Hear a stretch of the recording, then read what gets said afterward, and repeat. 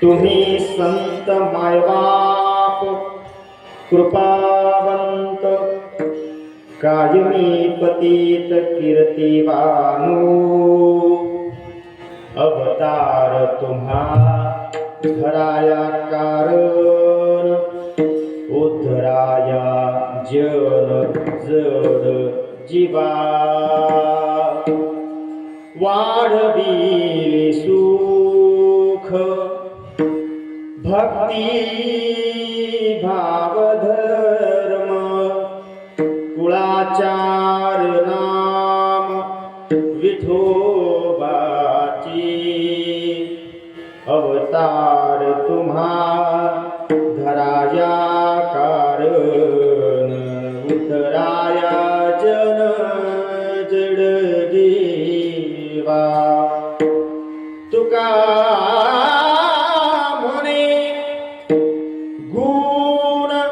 चंदनाचे अंगी तैसे तुम्ही जगी संत जन अवतार तुम्हा धराया कारण उद्धराया जन जड जीवा महायोग पीठे तटे भीमरथ्या वरम पुंडरीकाय दातो मुनीन्द्रे समागत्य तिष्ठन्तमानन्दकन्दं पररलिङ्गं भजे पाण्डुरङ्गं पाण्डुरङ्गाय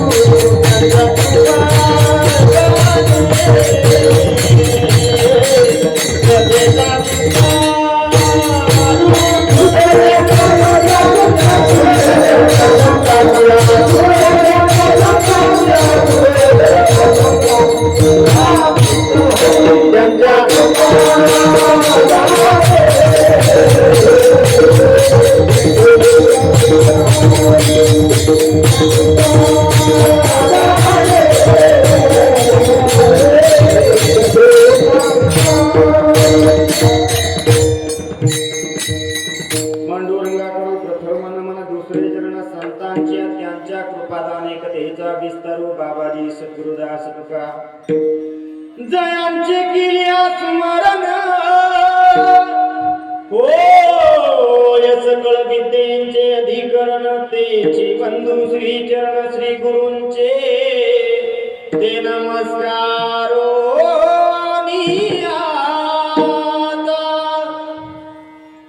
ओम नमो ज्ञानेश्वरा करुणा करा दयाळा तुमचा अनुग्रह लाभलो पावन झालो चराचरी सेवे लागी सेवक झालो तुमच्या लागलो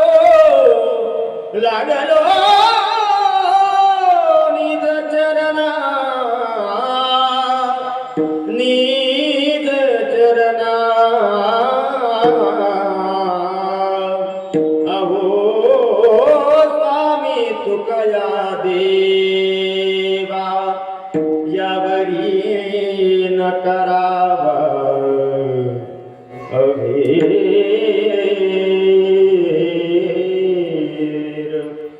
हे दुःख भंजन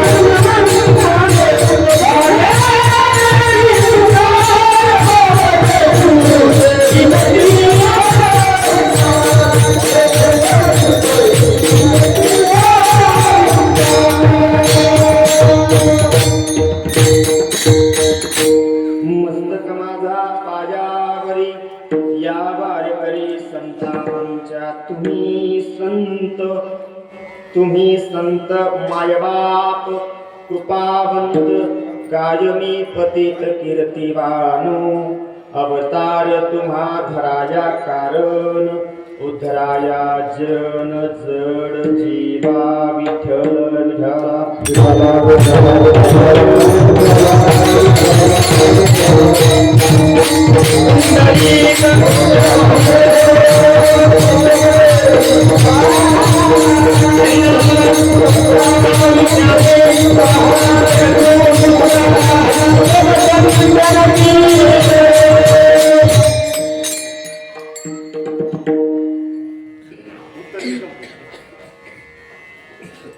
प्रस्तुत ठिकाणी अखिल कोटी ब्रह्मांड नायक पांडुरंग परमात्म्याच्या सेवेकरिता उपस्थित केलेला अभंग महान भगवत भक्त देहू निवासी श्रीमंत संत जगद्गुरु श्री तुकोबाराय महाराज यांचा संतपर प्रकरणाचा असा हा अभंग आहे. अभंग 4 चरणांचा आणि जवळपास सर्वांच्याच पाठातला अभंग आहे. नसला पाठ तरी आता पाठ होईल. आपण त्याचा सविस्तर भावार्थ पाहूया.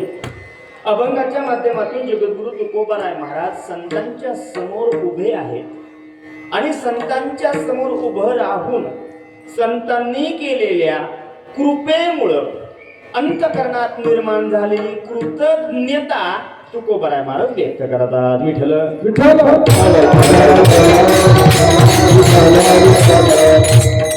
अभंगाचा थोडक्यात भावार्थ आपल्याला आता बघून पाहायचा आहे. कारण का वेळ आपल्याकडे अतिशय कमी आहे. 10 म्हणजे 10ला कीर्तन सुटणारच आहे. आणि पुन्हा जर अभंग राहिला, एखादं चरण राहिलं, पुन्हा कोणी म्हणायला नको क्लेम करायला नको किंवा ब्लेमही करायला नको. म्हणून आपण अगोदरच अभंगाचा भावार्थ पाहूया. अभंगाच्या माध्यमातून जगद्गुरु तुकोबाराय महाराज त्यांच्या अंतःकरणाची संतांबद्दलची कृतज्ञता व्यक्त करतात. काय असते कृतज्ञता? तर सोप्या भाषेत सांगायचं, कृतज्ञता म्हणजे केलेले उपकार जो विसरत नाही, नेहमी त्या उपकारांची जाणीव ठेवतो, त्यांना म्हणतात कृतज्ञ. तुकोबारायांची जी भूमिका आहे ती कृतज्ञतेच्या भावनेतून आहे. आणि कृतज्ञ, केलेले उपकार विसरत तर नाहीच, परंतु त्या उपकारांतून मला कसं उतराई होता येईल याची सतत नियत ज्यांना चिंता असते ना, असे असणारं जे अंतःकरण आहे ते संतांचं आहे. आजच्या दिवशी ते अंतःकरण अभंगाच्या निमित्ताने तुकोबारायांचं आहे. साहजिकच तुकोबारायांनी त्यांच्या संपूर्ण जीवनाचा मागोवा घेतला असेल.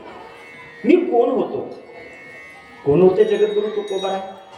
2 मिनिटात तुकोबारायांचा जर इतिहास सांगायचा तर एका सधन सावकारकी असलेल्या घरामध्ये तुकोबारायांचा जन्म झाला. लाडापोडात वाढले.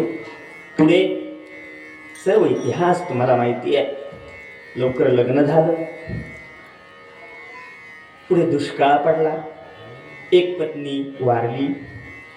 ती आजारी असतानाच दुसरी केली. आणि तो संसाराचा गाडा पुढे पुढे नेता नेता तुकोबारायांचा संपूर्ण गाथा जर आपण वाचला किंवा त्यांच्या आधी ते असताना ज्यांनी ज्यांनी तुकाराम महाराजांचं वर्णन केलेलं आहे, तुकोबारायांनी स्वतःला कधीही तुकाराम म्हणून घेतलेलं नाही.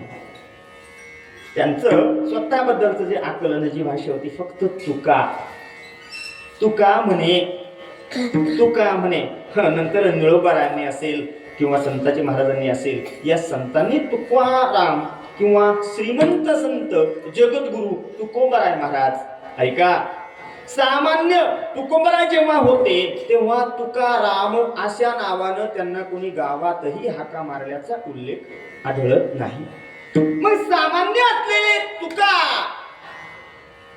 भक्ती करून संतांच्या आशीर्वादाने तुकाराम ठरले. नाही नाही नाही नाही, तिथं थांबले नाहीत. तुकाराम ठरले. सदेह वैकुंठ गमन करणारे पहिले व्यक्ती ठरले जगद्गुरु श्रीमंत संत तुकोबाराय महाराज. आता ऐका, सामान्य तुका तर ते सदेह वैकुंठ गमन करणारे जगद्गुरु श्री संत तुकोबाराय महाराज. हा जो काही तुकाराम महाराजांचा प्रवास आहे ना, या प्रवासाला तुकोबाराय महाराजांनी सहज फ्लॅशबॅक केलं आणि सहज तुकोबारायांना वाटलं असेल, मी होतो कोण, मी झालो कोण. एवढा जो काही माझा आज प्रवास झाला, हा प्रवास सामान्य नाही. अर्थात सामान्य नाही, संतांच्या कृपेशिवाय शक्य नाही. त्या संतांनी माझ्यावर कृपा केली, मला कृपा दान दिलं, माझ्यावर कृपा केली. परिणाम काय? कुठेतरी अभंग रचण्याची स्फूर्ती मला तयार झाली. त्यातून मी माझं मनोगत मांडू लागलो. जशी परिस्थिती निर्माण होईल, समोर येईल, त्या पद्धतीनं त्या अवस्थेला तुकोबाराय महाराजांनी अभंग लिहायला सुरुवात करावी. अर्थात काही अभंग तुकोबारायांचे हस्तलिखित आहे, काही अभंग संताजी बुवा जगनाडे यांचे, काही गंगाराम बुवा मवाळ यांनी लिहिले.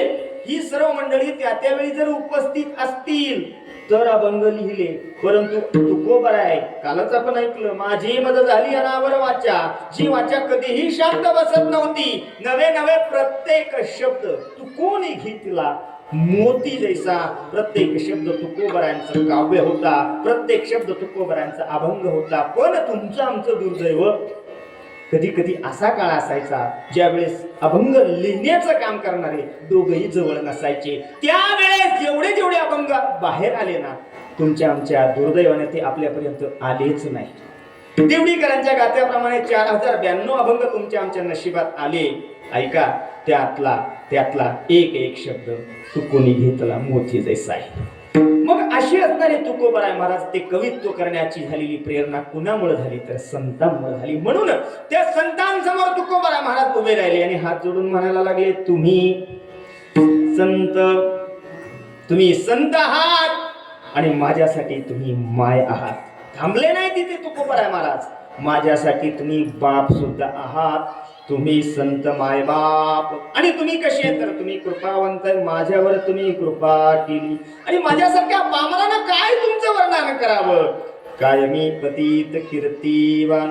तुम्ही संत म्हणून या जगात अवताराला येतात. अवतार घेतात कशा करता? तर अवतार तुम्हा धराया कारण एकच कारण आहे. कारणाशिवाय कुणीच येत नसते बरं का. काय कारण सांगितलंय संतांच्या येण्याचं? उद्धराया जन, या जगातील जनांचा उद्धार करण्याकरता तुम्ही येतात. कारण सांगितली. अजून उद्धराया जड, जडाचा उद्धार करण्यासाठी सुद्धा संत येतात. आणि उद्धराया जीव, जीवांचा उद्धार, तिघांचा, 3 घटकांचा उद्धार सांगितलाय. जीव, जन आणि जड.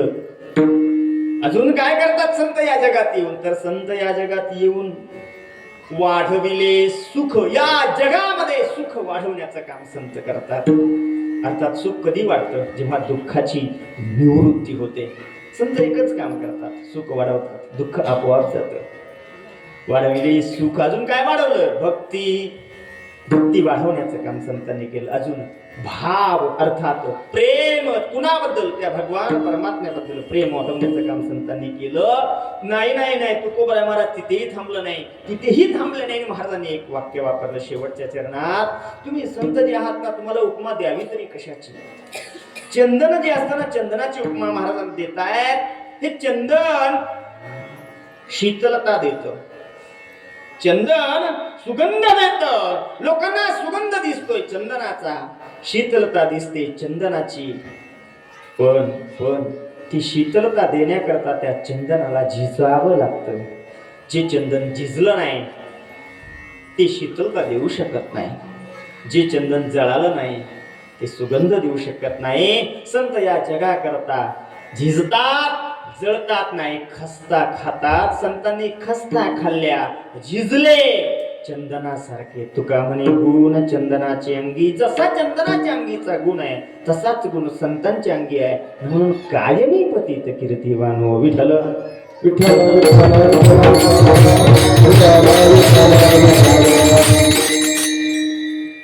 अभंगाचा भावार्थ आपण पाहिला, सविस्तर स्वरूपातही पाहिला.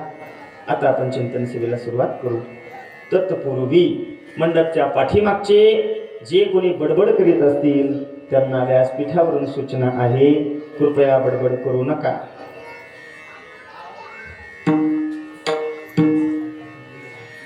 सुरुवात करण्यापूर्वी थोडासा परिहार द्यायचा, तो म्हणजे असा. सालाबादाप्रमाणे सुरू असलेला अखंड हरिनाम सप्ताह 6व्या वर्षामध्ये आपण पदार्पण केलेलं आहे. काल महाराजांनी सांगितलं आपण 6वीत गेलो आहोत. पण कालची उपस्थिती आणि आजची उपस्थितीचा विचार करता दुसऱ्या दिवशी मी असं विधान करतो आहे की आपण आता 1लीत गेलो आहोत. तुम्ही म्हणाला कसं? मी सिद्ध करून देतो. 6 वर्षाचा झाल्याशिवाय 1लीत प्रवेशच मिळत नाही. आपण किती वर्षाचे झालो?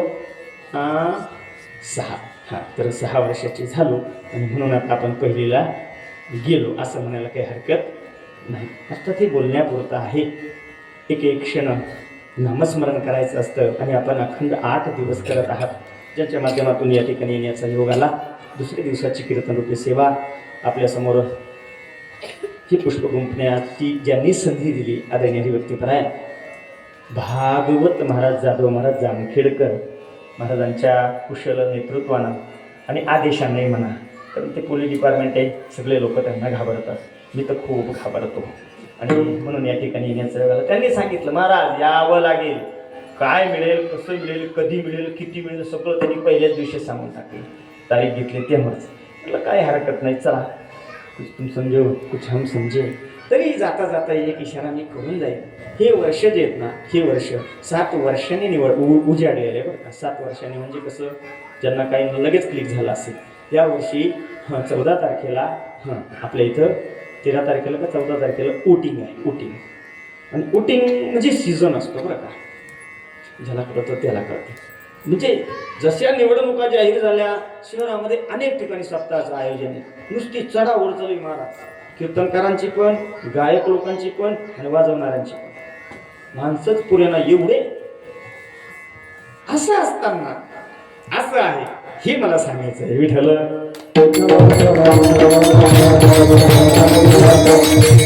माझ्या काही जास्त सूचना नाही. तुम्ही 6 वर्ष झाले म्हणून मी तुम्हाला हे म्हणणार नाही की विठ्ठल विठ्ठल नामस्मरण तुमच्या तोंडाने करा. मी म्हणणार नाही. मी हे सुद्धा म्हणणार नाही की तुम्ही तुमच्या हाताने टाळी वाजवून मुखाने नामस्मरण करा, मी म्हणणारच नाही. 6 वर्ष तरी तुम्हाला कवर सांगायचं. मी हे सुद्धा सांगणार नाही की कीर्तनात कोणी बडबड करू नका, काही गरजच नाही सांगायची, सुज्ञ आहेत. मी हे सुद्धा सांगणार नाही कीर्तनातून कोणी उठून जाऊ नका. मी हे सुद्धा सांगणार नाही कीर्तनात कोणी झोपू नका, कारण तशी गरज नाही. आता मी सांगून गेलोय सगळं काय काय करायचं ते, फक्त मी सांगणार असं म्हटलं. तुम्ही सुज्ञ आहात, कळकळीची विनंती. आता झालं 1-2 दिवस इजा बिजा झाले, उद्यापासून संध्याकाळी 8 म्हणजे 8ला येण्याचा प्रयत्न करा, म्हणजेच 10 वाजता बरोबर कीर्तन सुटेल. आजच्या कीर्तन सेवेसाठी जी मंडळी या ठिकाणी हजर आहेत, महाराष्ट्रातील सुप्रसिद्ध कीर्तनकार, कथाकार, भागवत कथाकार, भारडूकार आणि साऊंड सिस्टीमवाले आदरणीय हरिभक्तीपरायण कल्याणजी महाराज भाई महाराज आहेत, ते गुरुजी आहेत. आमचे आगळे महाराज आहेत, आमचे लेंडे महाराजांच्या वारकरी शिक्षण संस्थेतील सर्व विद्यार्थी मंडळी आहेत. इकडून आमचे गुरुजी, इकडून एक गुरुजी, इकडून एक गुरुजी आहे. मी विद्यार्थी आहे मध्ये, मी विद्यार्थी. आज तुम्ही परीक्षा घ्यावा. इकडून महाराष्ट्रातील सुप्रसिद्ध कीर्तनकार मुग्धलताई आहेत, नाव हां, आणि आपले वारकरी जयस्वाल यूट्यूब चॅनलवाले या ठिकाणी आहेत, विनेकरी बाबा आहेत, आमचे सर आहेत दुसरे साऊंड सिस्टीमवाले आणि मृदंगाचार्य. उत्कृष्ट हात आहे, फक्त चंदनासारखं जरा हां समजून घ्या. तर खिळीमिळीच्या वातावरणात 10 वाजता आपल्याला कीर्तन संपवायचं आहे, सेवा पूर्ण करायची आहे. मी काय आज हसवण्याकरता अजिबात आलेलो नाही, होईल तेवढं मी चिंतन मांडण्याचाच प्रयत्न करतो, कारण अशा जागा कमी मिळतात. हसायला काय टीव्हीचं रिमोट दाबलं, हास्य जत्रा लावली तर पोट धरून माणसं हसतात. हसण्यासाठी भरपूर उपाय घरी आहेत. वर्गणी जमा करायची, 2 महिने नियोजन करायचं, महाराज लोकांच्या तारखा घ्यायच्या आणि ही सर्व पसारा टाकायचा. हा कशासाठी? मी या ठिकाणी मागच्या कीर्तनात बोललो होतो, पैसा जास्त झाला म्हणून नाही, तर याचा काहीतरी संस्कार होणं गरजेचं आहे आणि तो संस्कार व्हावा. नाही, हे आमचं संस्कार केंद्रच आहे. कोण देणार आम्हाला धर्माची शिकवण? देतंय का कोणी? आपल्याला तरी माहिती आहे. मी नेहमी कीर्तनात सुरुवातीला 2-3 प्रश्न विचारून जातो. आमचे देवता किती आम्हाला माहिती आहेत का? आम्ही सहज सांगतो 33 कोटी देवता आहेत, 33 कोटी आहे. लहान वयाला मी म्हणून बाई सारायचं आवडता घेतो. 33 कोटी नाही हो, 33 कोटी नाही, 33 प्रकार, 33 काइंड्स ऑफ गॉड असा तो शब्द आहे. पण आपण 33 करोड समजतो. आणि कोणी आपल्या सनातनाचा, वारकरी संप्रदायाचा कोणी असा अपमान करत असेल, आपणही त्या अपमानात सहभागी होतो. नाही, कळत नकळत आपणच अपमान करतो. कुठेतरी धार्मिक शिक्षण मिळावं, धार्मिक शिक्षण मिळण्याची आता जागा कुठं राहिली नाही. जो तो व्हॉट्सअप युनिव्हर्सिटीचा विद्यार्थी नाही, ग्रॅज्युएट PhD धारक झाला आहे. प्रत्येकाला वाटतं मला खूप ज्ञान आहे. नाही, खरं ज्ञान हे संतांजवळ आहे, खरं ज्ञान हे ग्रंथांमध्ये आहे. पण आपण संतांच्या जवळ जात नाही, ग्रंथ कधी चालत नाही. परिणामतः ते ज्ञान आपल्यापासून दूर राहतं आणि ते मिळावं याच्याकरिता हा सप्ताह आहे. विठ्ठल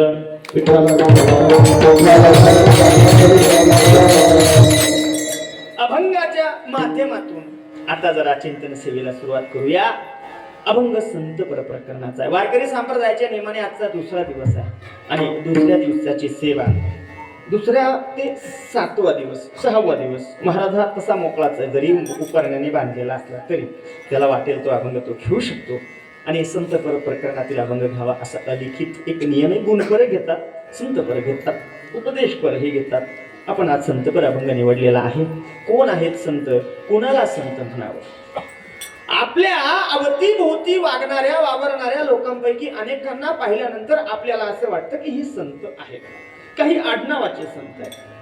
संत आडनाव आहेत बऱ्याच लोकांचे, तुमच्या नजरेत आलं असेल. संत आडनाव आहे म्हणून ते संत नाहीत बरं का. संत आडनाव आहेत म्हणून ते संत नाहीत.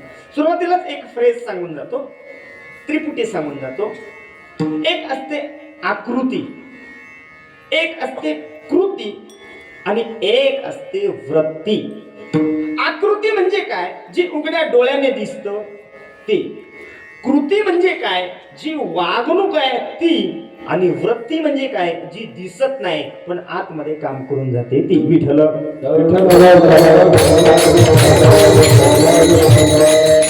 या जगात दिसणारा माणूस माणूस माणूस माणूस व्यक्ती म्हणून, नागरिक म्हणून आपल्याला दिसत असला तरीही संतांची जेव्हा आपण व्याख्या करतो, कुणाला संत म्हणावं, कुणावर विश्वास ठेवा.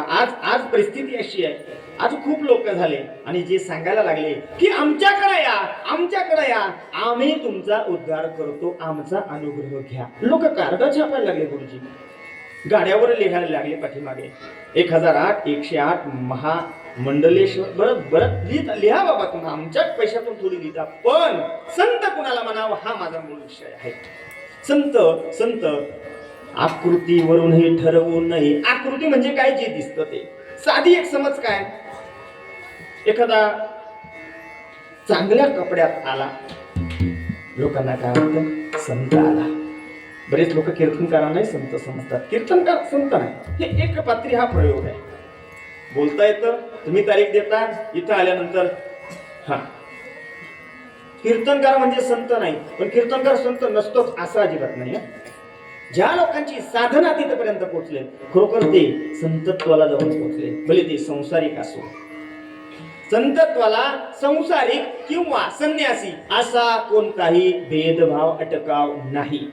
जे दिसतं त्यातून संतत्व समजू नका. काही लोक कपड्यावरून संतत्व, एखादा भगवा वेशधारी आला, लोकांना वाटतं संत आला. नाही, तो फक्त भगवे कपडे घालून आला. कुणी असं जी मंडळी वारकरी आहेत, जे आषाढीला पंढरीला जातात, त्यांच्या एक गोष्ट लक्षात आली असेल. पंढरीला जी मंडळी जातात ना, जी नियमित वारकरी आहे, निष्ठावान वारकरी, काकडा सोडत नाही, हरिपाठ सोडत नाही, कीर्तन परंपरा, जे विधी तो हरिकथा सर्व नियम पाळतात, त्यांना देहीच विदेही अवस्था प्राप्त झालेली असते. असं व्हायचं पोटे आठवायचे नाही. दिंडी महाराज ती वारी ती जागा कशी मिळेल माहित नाही. जिथं जागा मिळेल तिथं लोळतो, पडतो, त्याला झोप लागते. तो वारकरी, तो काट्या पाहत नाही, नांगरटी पाहत नाही, ढेकळं पाहत नाही, सहज झोप लागते. कारण त्याचे शारीरिक श्रम झालेले असतात आणि मनाला शांती मिळालेली असते दिवसभर हरिनाम करून. दुसरे आता सहज कुठेही लोळणारा, त्याचे कपडे मळतील, पण कपडे मळाले म्हणजे तो वारकरी नाही, तो वारकरीच आहे. आता दुसऱ्या बाजूला कडक इस्त्रीचे कपडे पांढरे शुभ्र घालून काही लोक टप्पोऱ्या माळा घालून या वारकऱ्यामध्ये घुसतात. मोबाईल हाणतात, महिलांचे मंगळसूत्र तोडतात, चोऱ्या करतात, चोऱ्या, आणि या वारकऱ्यात मिक्स होतात. लोक म्हणतात वारकरी चोऱ्या करायला लागले, वारकरी चोर झाले. वारकरी चोर नाही झाले भाऊ, चोरांनी वारकऱ्याचे कपडे घातले. वारकरी चोऱ्या करतच नसतो. एक तर वाजू नका, वाजवलं तर मनापासून वाजवा. आपल्याला टॅक्स नाही टाळ्या वाजवायला. गॅसचे पाईपलाईन आले, अजून कनेक्शन काही झाले नाही. आपल्या टाळ्याला तर अजिबात मीटर नाही. कोण काय सांगत होतो मी? वारकरीच आहे. काय म्हणजे वारकरी? वारकरीची व्याख्या करायची आवश्यकता नव्हती, पण सहज सुचलं म्हणून. वारंवार येती किती वारकरी, पुन्हा येती, कुठल्या आमंत्रणाची वाट न पाहती, आषाढी जवळ आली, पंढरीचा टकला लागतो आणि सहज पिशवी भरून जो वाटायला लागतो ना, तो वारकरी. दुसरा अर्थ, कळी काळावर जो वार करतो तो वारकरी. हा वारकरी चोऱ्या करणार नाही, तो नाही. वारकरी चोऱ्या करतच नाही. विठ्ठल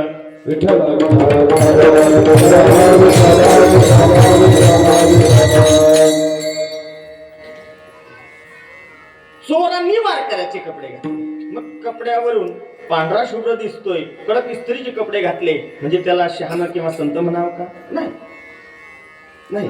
आणि पांढऱ्या कपड्यावरून तर संत म्हणूच नका. मी आदरणीय हरिभक्तीपरायण नामदेव महाराज पठाणे महाराजांचं एक वाक्य ऐकलं होतं. ते म्हणतात, पांढऱ्या कपड्यावरून जर संतत्व ठरायचं असेल तर या महाराष्ट्रात पांढरे कपडे घालून गरिबांचे गळे कापणारे, नाही, गरिबांच्या डोक्यावरचं टाळूवरचं लोणी खाणारे बोके काय कमी आहे? रोज त्यांचे घोटाळे आपल्याला ऐकायला मिळतात. म्हणून पांढऱ्या कपडे आहेत म्हणून त्यांना मोठा किंवा संत अजिबात म्हणू नका. भगवे कपडे आहेत म्हणून त्यांना ते संन्यासी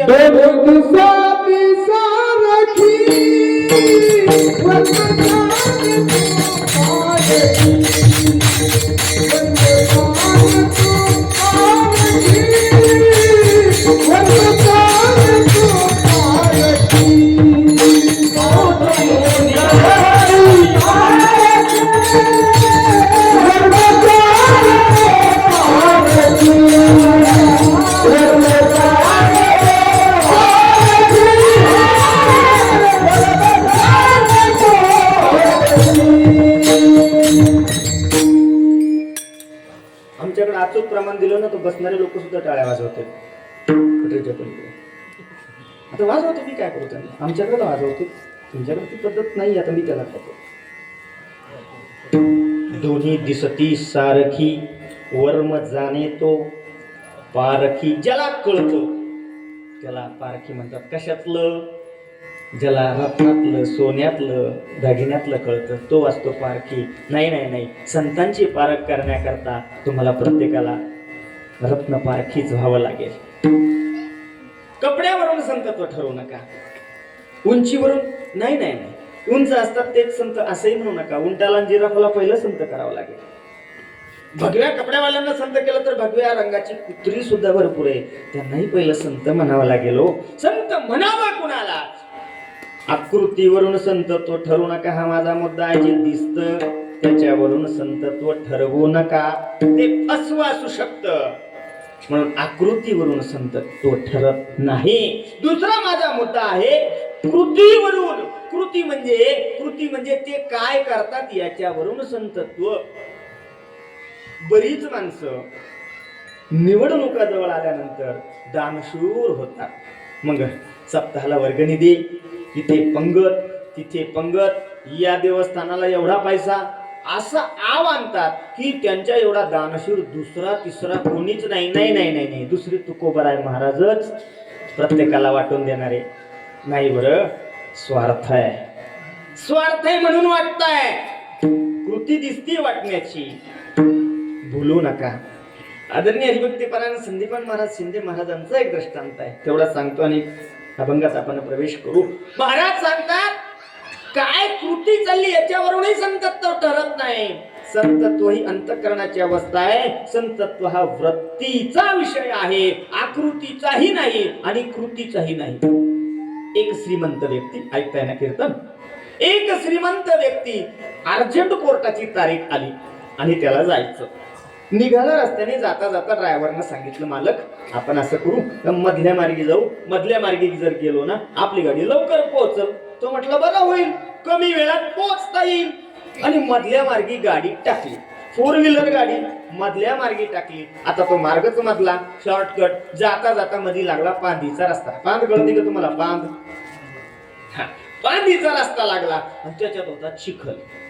आता त्या गाड्यामध्ये प्रकार आहे, जी हायटेड गाडी ती निघून जाते, जी कमी हायटेड आहे ती लगेच टेकती. चिखलात गाडी फसली.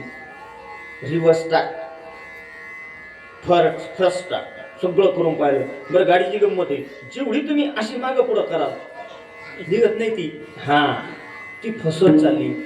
आणि हा श्रीमंत माणूस आता गयावाया करायला लागला. अरे, कोर्टात जायचंय आपल्याला, आज नाही गेलो, अंतिम तारीख आहे, निकाल आपल्या विरुद्ध गेला, आपल्या 4 कंपन्या जातील आणि किती नुकसान होईल. आता काय करावं? हे देवा, आता काय करावं? गाडीच्या बाहेर आला आणि सहज इकडे तिकडे पाहायला लागला. अरे, कोणी आहे का रे इथे? 4 असे माझ्यासारखे जाडजूड माणसं पळत आले.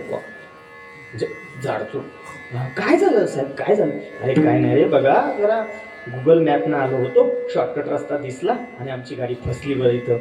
ते म्हटले कशाला काळजी करतात, आम्ही आहो ना, आम्ही असताना तुमची गाडी फसणार? अजिबात नाही, आत्ता काढून देतो. ए चल रे. त्या एकाने सगळ्यांना आवाज दिला, चौघं आले, चौघांनी गाडी धरली, उचलली, हात बाजूला काढून दिली चिखलाच्या बाहेर.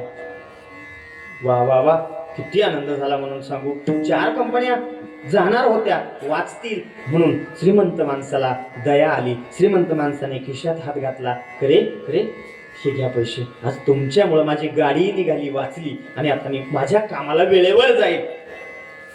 त्यांनी पैसे घेतले, ते जायला लागले. 500-500च्या नोटा होत्या, मी पाहिल्या. ते जायला लागले. या श्रीमंत माणसाला परत दया आली. अरे, तुम्ही इथलेच का? हो हो बाबा, आम्ही इथलेच. काय करता रे तुम्ही? त्याला वाटलं आपली कंपनी एखाद्या कंपनीत यांना कामाला लावूया. काय करता तुम्ही? म्हणजे काय नाही, अशाच गाड्या फसल्या का आम्ही काढून देतो. वा वा, छान करता, बरं छान करता. असंच गाड्या काढून देत जा. ते पुन्हा गाडीत बसलो, निघायला लागलो. त्याच्या लक्षात आलं, सध्या पावसाळ्याचे दिवस आहे, पाऊस पडला, पाणी आलं, चिखल झाला, समजू शकतो. उन्हाळ्याच्या दिवसामध्ये प्यायला पाणी नसतं, चिखल वाळेल. चिखल वाळल्यानंतर मग कोणाचीच गाडी फसणार नाही. गाडीच फसणार नाही तर ह्या चौघांची उपासमार होईल ना, यांचा काय होईल? त्यांनी आवाज दिला, अरे इकडे या. बोला म्हणे बाबा. पावसाळ्यात चिखल होतं गाडीपासून साहजिक आहे, उन्हाळ्यात चिखल वाळल्यावर तुम्ही काय करताल? ते म्हटले बाबा आम्ही चिखल वाळूच देत नाही. म्हणे कसं काय? म्हणे आम्ही चिखल वाळू देत नाही, जर वाळायला लागला तर विकतचं टँकर आणतो, पाणीत ओततो, पुन्हा चिखल करतो आणि तुमच्यासारख्याच्या गाड्या फसवतो. दृष्टांत संपला. वरवर पाहिल्यावर कृती काय वाटती? वा वा काय परोपकार, काय चाललाय परोपकार. पण आत पाहिल्यानंतर लक्षात येतं पूर्णतः स्वार्थ आहे, पूर्णतः स्वार्थ आहे. आणि जिथं स्वार्थ आहे तिथं संतत्व येत नाही. माझा दुसरा मुद्दा, कृतीवरूनही संतत्व ठरत नाही. संतत्व ठरत कशावरून? तर अंतकरणाच्या वृत्तीवरून. विठ्ठल विठ्ठल विठ्ठल.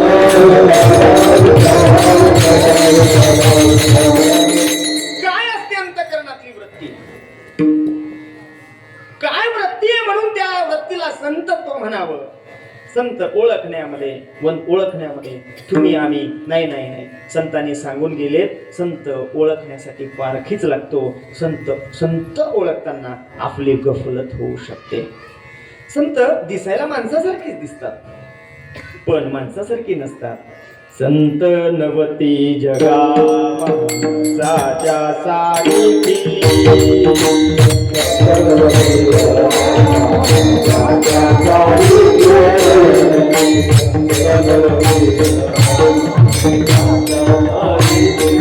समुद्र नदी पैगा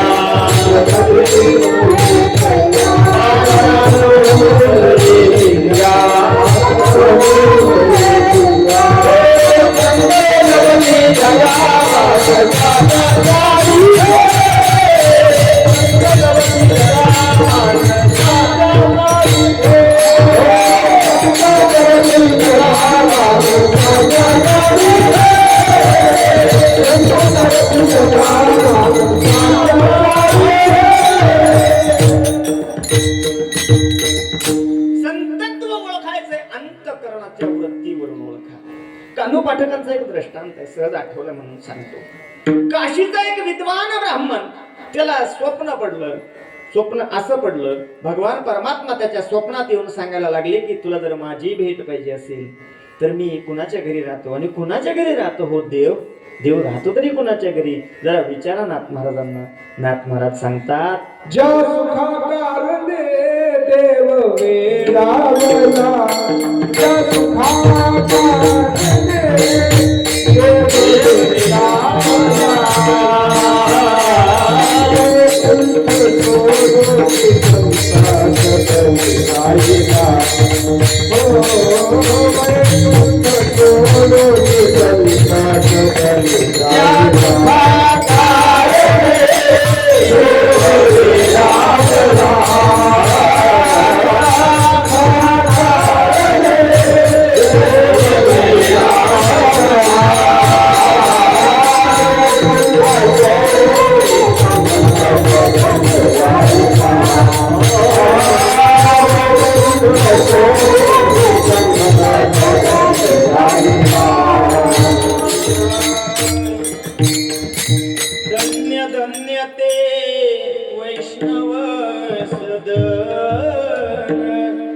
जेते लक्ष्मी सहित शोभे नारायण, ज्या सुखा कारणे देव वेडावला, वैकुंठ सोडोनी संत सजनी राहिला. भगवान परमात्मा ज्यांच्या घरी राहतो ते घर संतांचं. सोपं सांगून जातो. मला कानोपाठकांचा दृष्टांत सांगायचा आहे. जयाची द्वारी सोन्याचा पिंपळ, तो पिंपळ तुम्ही आम्ही म्हणाल सामान्य दिसतो, सोन्याचा काय? का त्याला सोन्याची उपमा दिली? ऐका. लक्ष्मी सहित नारायण. लक्ष्मी म्हणजे धन, लक्ष्मी म्हणजे पैसा. जी धन असणारी लक्ष्मी माता पतीसह ज्यांच्या घरी आहे, ज्यांच्या दारात आहे, तिथं सोन्याला काही कमी आहे का? जयांची द्वारी सोन्याचा पिंपळ, म्हणून तो शब्द आहे. कानूप वाटक त्यांच्या घरी आहे महाराष्ट्रामध्ये. आणि तो ब्राह्मण बुवा मजल करत आला. आल्याच्या नंतर गावात गेला, विचारलं कानूप फाटक कुठं राहतात? गावकऱ्यांनी सांगितलं असं असं असं जावा. मोठा वाडा होता, वाडा चिरेबंदी वाडा. वाड्याच्या मध्यभाग विहीर होती, आड जुन्या भाषेत ज्याला म्हणतात, आणि पडवी होती. पडवीमध्ये कानो फाटक आपल्या 2 लेकरांसोबत खेळत होते. पत्नी पाठीमागे स्वयंपाक करत होती. तेवढ्यात हा ब्राह्मण बुवा आला आणि त्याने वाड्याचा दरवाजा वाजवला. दरवाजा उघडा होता. विचारलं, कानो फाटकांचं घर हेच का? कानो फाटकांनी सांगितलं, इकडं यावा. आले. नाही म्हटले, मला वेळ नाहीये. कानो फाटकांचं घर हेच का? ते म्हटले, हे घर मातीचं आहे. हे घर मातीचं आहे, दगडाचं आहे, लाकडाचं आहे. खरं सांगा, घर कुणाचं? कुणाचं असतं घर? हे तुम्हाला मिळायला लागली सवय. हे 4 मजल्याचं आपलं, आपण सहज म्हणतो. ते घर काय म्हणत असेल? घर म्हणत असेल का मी तुझाच आहे? नाही, आपण जिवंत आहे तोपर्यंत ते माझं, ते माझं, ते माझं म्हणतो. रात्रीच एक शब्द ऐकला युट्यूबवर. समोरच्याने खूप सुंदर सांगितलं, हे जे ब्रह्मांड आहे ना, या ब्रह्मांडामध्ये अनेक आकाशगंगा आहेत. या अनेक आकाशगंगापैकी एक आकाशगंगा आपली आहे. तिच्यामध्ये असंख्य सूर्य आहेत. त्या असंख्य सूर्यापैकी एक सूर्य हा आहे जो रोज उगवतो. त्याच्या भोवती फिरणारे अनेक ग्रह आहे. त्या ग्रहापैकी एक ग्रह आपला पृथ्वी आहे. या पृथ्वीवरही किमान 100% फक्त 23-25% पृथ्वी आहे. आणि त्या पृथ्वीवर आपण राहतो. या पृथ्वीवर 84 लक्ष प्रकारचे जीवजंतू आहे. त्यातला एक जीवजंतू माणूस म्हणून आपण आहोत. आपण आपला विस्तार बघा. आपण किती सूक्ष्म आहोत आपण या ब्रह्मांडाचा विचार करता. पण काही काळासाठी या ब्रह्मांडात आपण, तुम्ही, आम्ही येतो. पण आपण अहंकार सोडत नाही. हे माझं, ते माझं, ते माझं म्हणल्याशिवाय राहत नाही. असो, हे आपलं नाहीये. हे संतांना ज्यांना कळतं त्यांना संत म्हणतात. ज्यांना हे कळतं, वृत्तीचा विषय सांगतो, ज्यांना कळतं त्यांना संत म्हणतात. नाही म्हटले, मला कानो फाटकांकडे जायचंय. हे काही यांनी दिलेली उत्तर पटत नव्हती. घर माझं नाही, दगड मातीचं म्हटल्यावर त्या ब्राह्मण बुवाला राग आला. ते म्हटले, तुम्ही कोण हो? मग त्यांनी सांगितलं की या देहाला कानो फाटक म्हणतात. ब्राह्मण बुवाला वाटलं एवढ्या लांबून आलो. आल्यानंतर मला वाटलं होतं कोणीतरी महात्मा असेल, समाधी लागलेले असेल, लोटांगण घालील, सगळं काही करेल. पण व्यर्थ वेळ गेला म्हटलं माझा. देवालाही काही कळत नाही. उगाच स्वप्नात येतो आणि काही सांगतो. जाऊ द्या म्हटलं, वेळ फुकट गेला. असो, नमस्कार केला आणि निघून जायला लागला. त्यांनी पाहिलं, हे लेकरासोबत खेळत आहेत. म्हणतात मी कानो फाटक आहे. पण हे जर संत असते तर हे लेकरासोबत खेळले असते का? हे कशाचे संत? हे तर संन्यासी नाही, संसारिक आहे. हे संत नाहीत. आणि निघून जाता जाता दरवाजापर्यंत गेल्यावर कानो फाटकांनी आवाज दिला, बुवा, गेल्यावर देवाला काय सांगताल? यांच्या लक्षात आलं, मला देवाने इथं पाठवलं. यांना कसं कळलं?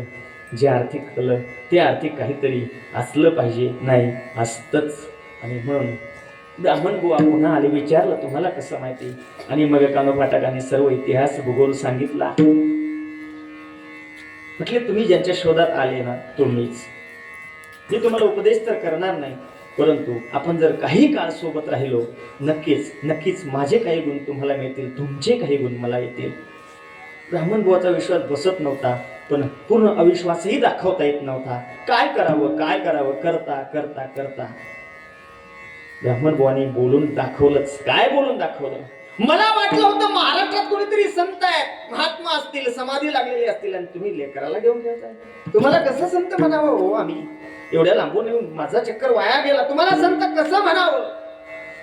कानो फाटकांनी म्हटलं, ही माझी लेकर आहेत म्हणून मी जर संत ठरत नसेल, माझ्या संतत्वाच्या आड जर माझी 2 लेकर येत असतील, तर ही लेकर मी आता या विहिरीत टाकून देतो. दोन्ही लेकर धरली आणि त्या वाड्यात असलेल्या विहिरीत टाकून दिले. म्हटले, आता लेकर नाही, आता नाही लेकर, आता तुम्ही मला संत म्हणू शकता का? ते म्हटले, लेकर होते तेव्हा तरी बरं होतं. आता काय झाले? तुम्ही लेकरांचा खून केलाय. आता तुम्हाला कसं संत म्हणावं? आता कसं संत म्हण? माझ्या समोर मारले ना तुम्ही लेकर. आणि संत लेकराला मारतात, संत खून करतात. संत एकच आहे, अपवाद आला. कोण? लोकांचे घर जाळले पण संत ठरले हनुमंतराय एकमेव. बाकीचे संत हे संतच आहे. आणि आता तुम्हाला कसं संत म्हणावं जमणार नाही. ते निघून जायला लागले. पत्नीने आतून आवाज दिला, हो स्वयंपाक झालाय, वाढू काय जेवायला? कानो भटकांनी सांगितलं 2 ताटं कर. काशीचे ब्राह्मण बुवा जेवून जाणार आहेत. ब्राह्मण बुवाला आवाज दिला, ओ बुवा एवढ्या लांबून आला, जेवून तरी जा. ते म्हटले, तुमच्या घरचं मला पाणी नको, माझ्या समोर 2 लेकरं मारले, मी अजिबात जेवणार नाही, पाणी सुद्धा नको. ते म्हटले, तुम्ही इकडं तरी या. पुन्हा आले आणि बसवलं महाराज बळजबरी. म्हटलं ताटावर बसा तरी खरं. बसले. सांगायला लागले, मला जेवायचंच नाहीये, मला बळजबरी करू नका, कारण तुम्ही माझ्या समोर तुमची 2 लेकरं मारली. पत्नीला आवाज दिला, अजून 2 ताटं टाक. आणखी 2 ताटं मांडले आणि म्हटले, माझे लेकरं मी मारले विहिरीत टाकून, म्हणून जर तुम्ही माझ्या घरी जेवत नसाल, हा माझ्या अतिथी धर्माचा अपमान आहे. लेकरं मारले म्हणून जेवत नसाल. लेकरांना आवाज दिला. झोपेतून उठून लेकरं निघावी तशी विहिरीतून आली आणि पटपट येऊन ताटावर जेवायला बसले. आणि आता ब्राह्मण बुवांनी हात जोडले, डोळ्यातून अश्रू यायला लागले. अरे मी संत ओळखण्यात चूक केली. संत संत संसारिक आहे म्हणे. तुम्हाला प्रमाण आठवते का एखादं? संत एखादा संसार करतोय म्हणून तो संसारिक संतत्वाला बाधा अजिबात नाही. जगद्गुरु तुकोबर आहे महाराज, पैठणचे श्री संत नाथ महाराज, संत शिरोमणी सावता महाराज, गोरोबा काका महाराज, सेना महाराज, ही सर्व संत मंडळी त्या विभूतीला अवस्थेला जाऊन पोचली. कारण अंतःकरणात त्यांच्या फक्त आणि फक्त भगवान परमात्मा होते. तेची संत तेची संत तेची संत तेची संत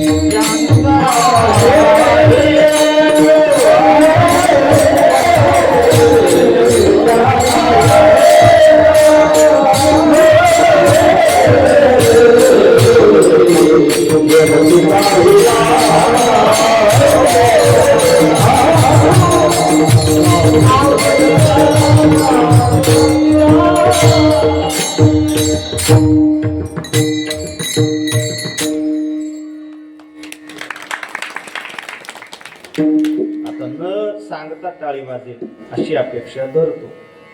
बाकी मी याला कशाचीच अपेक्षा नाही. निदान टाळी यांनी वाजावी एवढी तर अपेक्षा धरणं काय चुकीचं. चला, तेची संत ज्यांचा हेत विठ्ठल नेनती, काही टाना टोना नामस्मरणा वाचुनी, दिन रजनी हाची धंदा गोविंदाचे पोवाडे. काम करता करता नामस्मरण करत करत संतत्वाला जाऊन पोचलेली ही सगळी मंडळी. कारण अंतःकरणातला वृत्तीचा विषय फक्त आणि फक्त भगवान परमात्मा. तेथे माझे हरी वृत्ती राहो. या वृत्तीवर ठरत असते काय ते. वृत्तीवर ठरत. वृत्ती जेव्हा कारणात लीन होते, कारणात लीन, साहजिकच आपण जागे आहोत असं समजावं. वृत्ती मन संकल्पित पदार्थात लीन होते, स्वप्न समजावं, स्वप्न आहे. आणि वृत्ती जेव्हा हरीच्या चरणावर लीन होते, समजावं ते संत अवस्था आहे. संतांची वृत्ती हरिचरणावर लीन झालेली आहे. मी एक वाक्य जाता जाता सांगेन. काल छापलेला पेपर आज रद्दी होतो. काल छापलेला पेपर आज रद्दी ठरतो. संतांचा गाथा पाहिला, ज्ञानेश्वरी पाहिली. 750 वर्ष झाले ज्ञानेश्वरीला. एकतरी ओळ, ओवी, शब्द बदलला का त्यातला? का नाही बदलला? तशी गरजच पडत नाही. कारण हा पेपर पैसे घेऊन पेड बातम्या देऊन बनवलाय म्हणून रद्दी ठरतो. आणि माऊलींचा एक एक शब्द, तुकोबरांचा एक एक शब्द हा अंतकरणातून आलेला आहे. अंतकरणात वृत्ती भावात निवास करत असलेला भगवान परमात्म्याला, त्या परतत्वाला स्पर्श करून निघालेला प्रत्येक शब्द आहे. म्हणून चंद्र आणि सूर्य तोपर्यंत तो शब्द टिकणार आहे. थोडं उलट सांगेल, तो शब्द आहे तोपर्यंत चंद्र सूर्य टिकणार आहे. विठ्ठल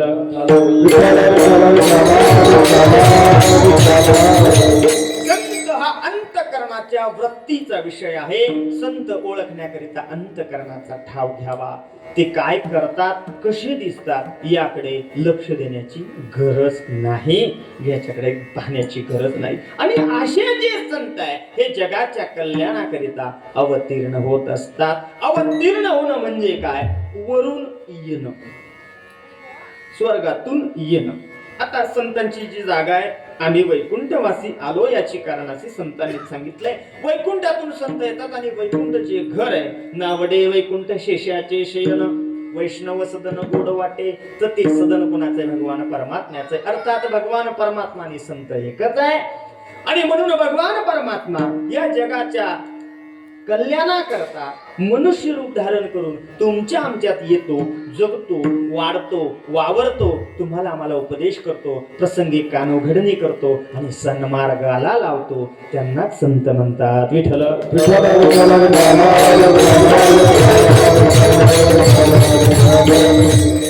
मग असे असणारे संत आजच्या अभंगात जगद्गुरु तुकोबराय महाराजांनी या संतांना उपमा दिलेली आहे. संत माय सारखे आहेत आणि संत बापा सारखे आहेत. आता तुकोबरायांची जर भाषा पाहिली तर तुकोबराय महाराज इतके कडक आहे, नामदेवराय महाराज इतके कडक आहे, ते उगाच कोणाचा गवगवा करत नाही. कोण किती मोठा आहे, त्याच्या घरी किती इस्टेट आहे, संपदा आहे, त्याच्याशी संतांना काहीच घेणं देणं नसतं. खऱ्या संतांना बरं का, सर्वांना सारख्या नजरेनं जे पाहतात ते खरं म्हणजे संत असतात. कोणी श्रीमंत आहे म्हणून त्याच्याकरता वेगळी ट्रीटमेंट संतांजवळ नसती. सोपं करून सांगतो, राम रावणाचं युद्ध झालं महाभारतामध्ये. राम रावणाचं युद्ध झालं, रावण मारल्या गेला, इंद्रजितही मारल्या गेला. आणि राजा कोण झाला? मी कीर्तनात आहे ना, तुम्ही अवघड प्रश्न होता का जास्त?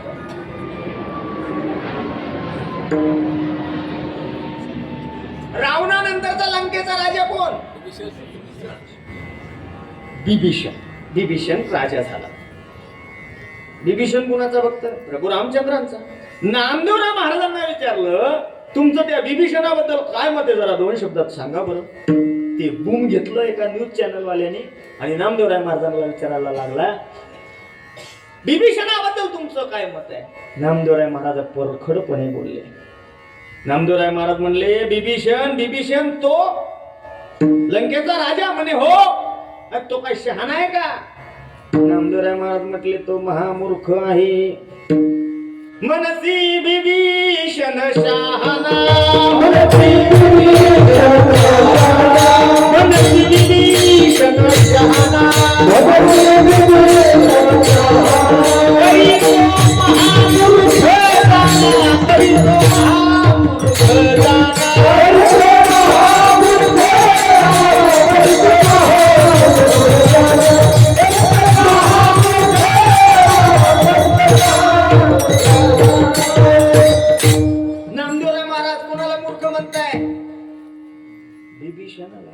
का हो नामदेवराय महाराज, तुम्ही त्यांना मूर्ख म्हणता डायरेक्ट? बुवा काय भानगड?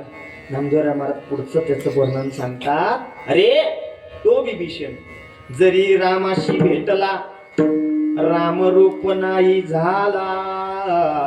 तो रामाला भेटला, गोष्ट खरी आहे, पण तो रामरूप नाही होऊ शकला ना, म्हणून आम्ही त्याला मूर्ख म्हणतो. नामदेवराय महाराजांचे शब्द आहे. आता याच्या पाठीमागचा नेमका इतिहास का, इकडे बघा. तो जो सेतू होता, बिभीषणानं हात जोडले, प्रभू रामचंद्रांजवळ सांगितलं, देवा आता युद्ध संपलं, तुम्ही मला माझा शपथविधी केला सकाळी सकाळी, आता मी राजा झालो आणि आता तुम्ही तिकडे जाताल. तुम्ही ज्या पुलावर इकडे आले ना, जाता जाता तेवढा पूल तोडून टाका. पूल तोडून टाका म्हटले. प्रभूने विचारलं का रे बाबा, का तोडायचा?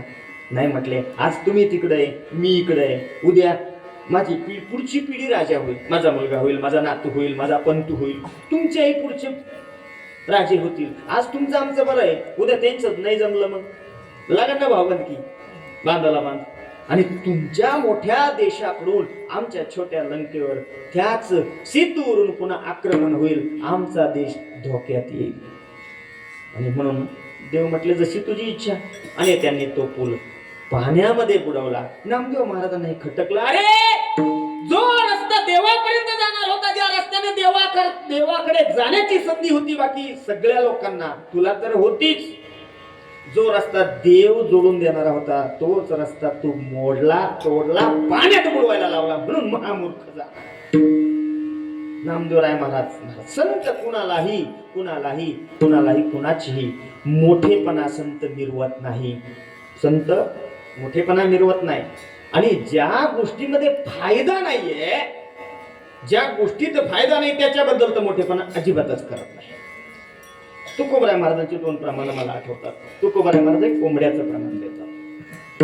कोंबडा पाहिला तुम्ही? कोंबडा तुम्ही आम्ही कीर्तनात कोंबडा काय करायचा दृष्टांतापुरता तुकोबरायांनी महाराजांनी वापरला म्हणून आपण वापरूया कोंबडा. जी जुनी खेड्याची मंडळी त्यांच्या लक्षात येईल. कोंबडा गावरान जातीचा कोंबडा, त्याचं ते संपूर्ण कुटुंब कशात त्याला काय म्हणतात?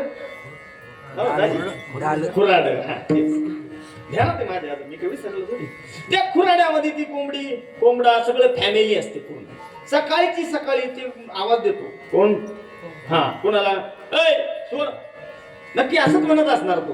ऐ सोर. 4 वाजले का? लोक म्हणतात 4ला त्याला कळतं, अरे भूक लागली त्याला भाऊ, म्हणून ते बांग देत.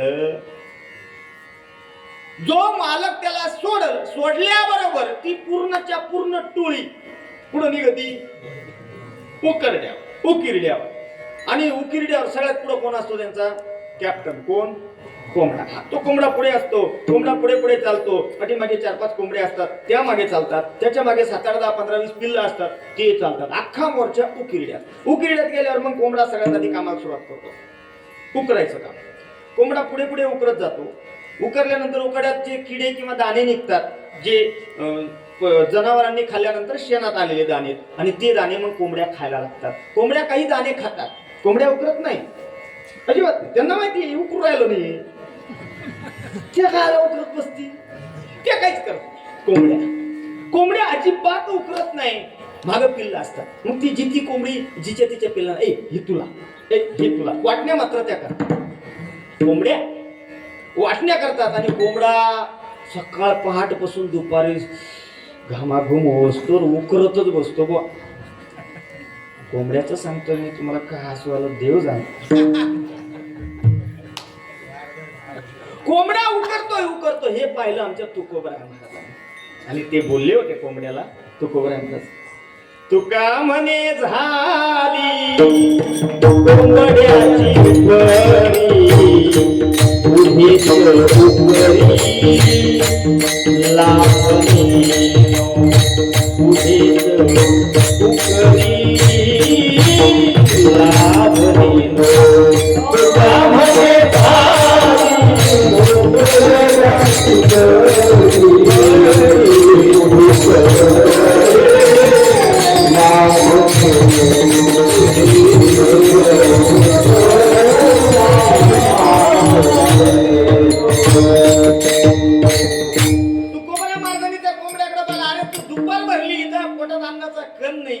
कोंबड्याला कळाला आता बजल आपण आता कणी जेवून घेऊ जरा. मग ते कोंबडं मागं पाहत तर त्या पिल्लाने सगळं साफ केलेलं असतं, आणि उरलं सरलं कोंबड्यांनी सगळं साफ करून त्या आराम करत असतात.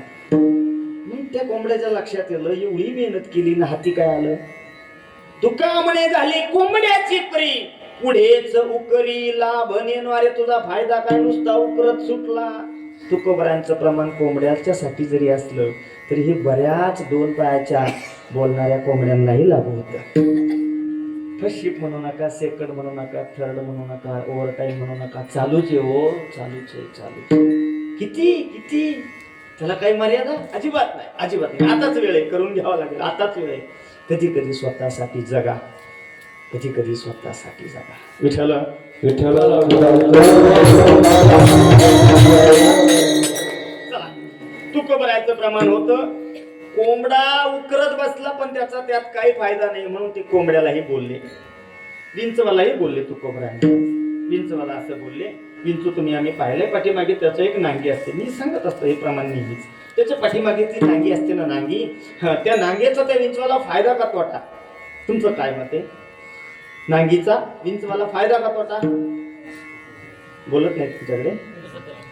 फायदा म्हणावं विंचवाला, फायदा म्हणावं त्या तोटा म्हणावं, तुमच्या लक्षात आलं असेल.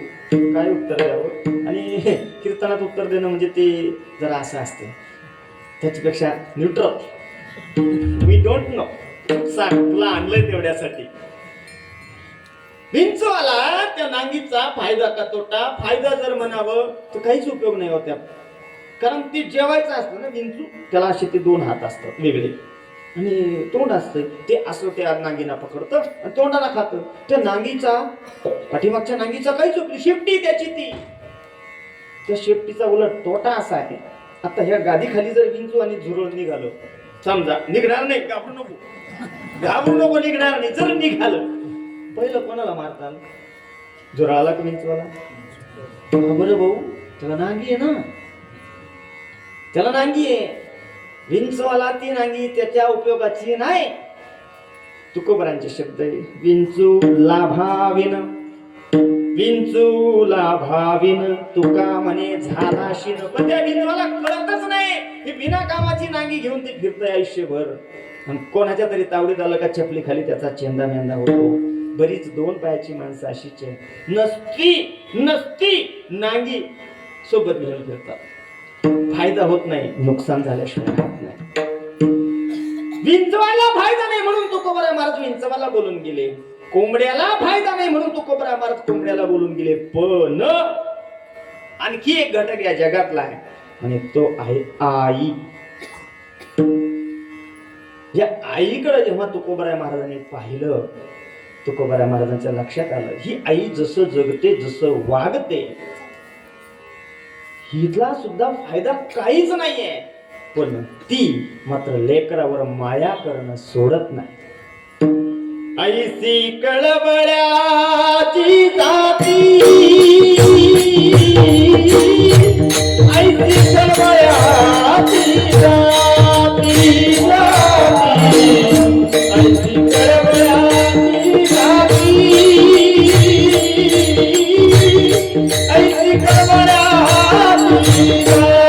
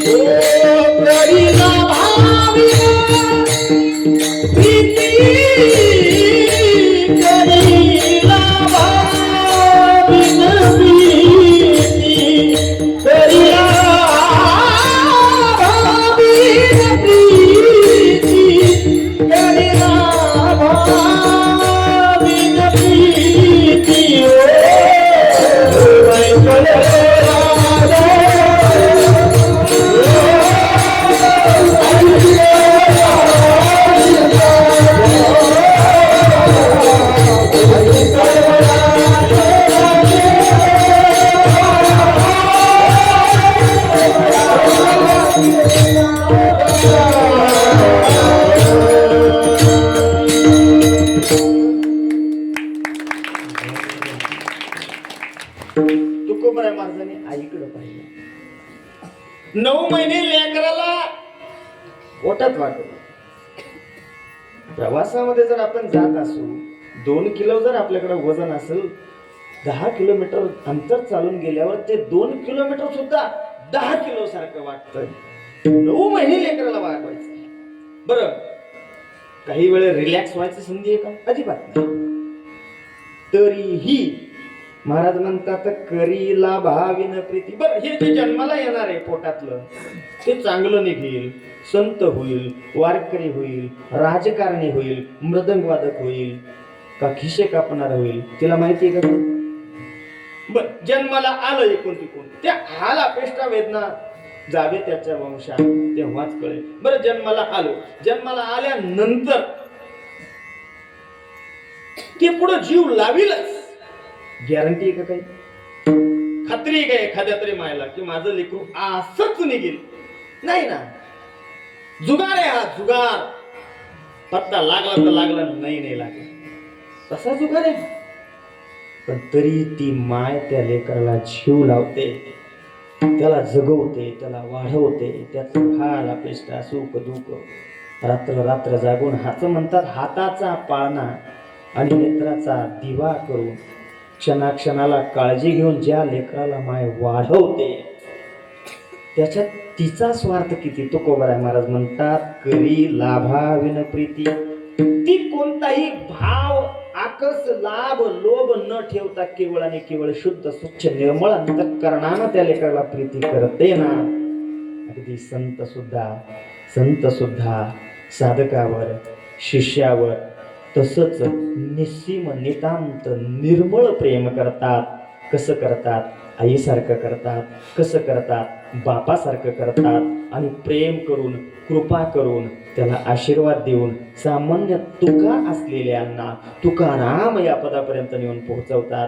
एवढं महान कार्य करणाऱ्या संतांबद्दल तुकोबराय महाराज कृतज्ञता व्यक्त करणार. अभंगाचं पहिलं चरण. तुम्ही संत माया बापाची पावन, तुम्ही संत माया,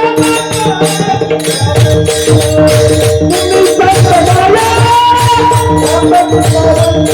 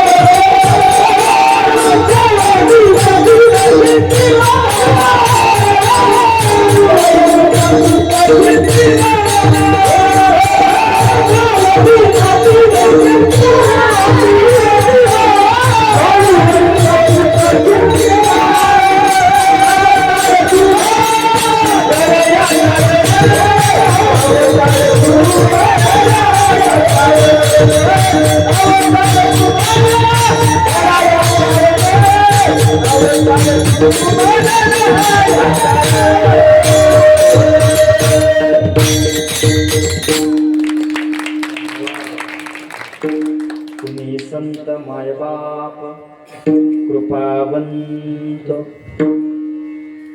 मायबद्दल आपण बोलून आलो, बापाबद्दलही थोडं बोलावं लागेल ना. खरं म्हणजे आई, आईचे उपकार, आईबद्दलची गाणी, आईचं गुणगान सगळ्यांनीच केलंय. पण बापाला दुर्लक्षित करून कसं चालेल? सबसे बड़ी है माँ, सबसे बड़ी है माँ, सबसे बड़ी है माँ, सबसे बड़ी है माँ, माँ बिना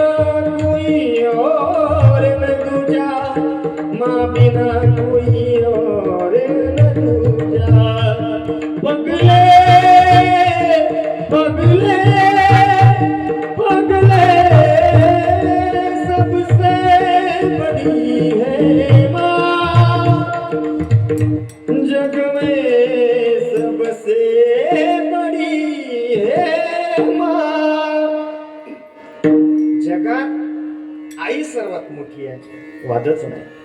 पण वडिलांना दुर्लक्षित करून चालणार नाही.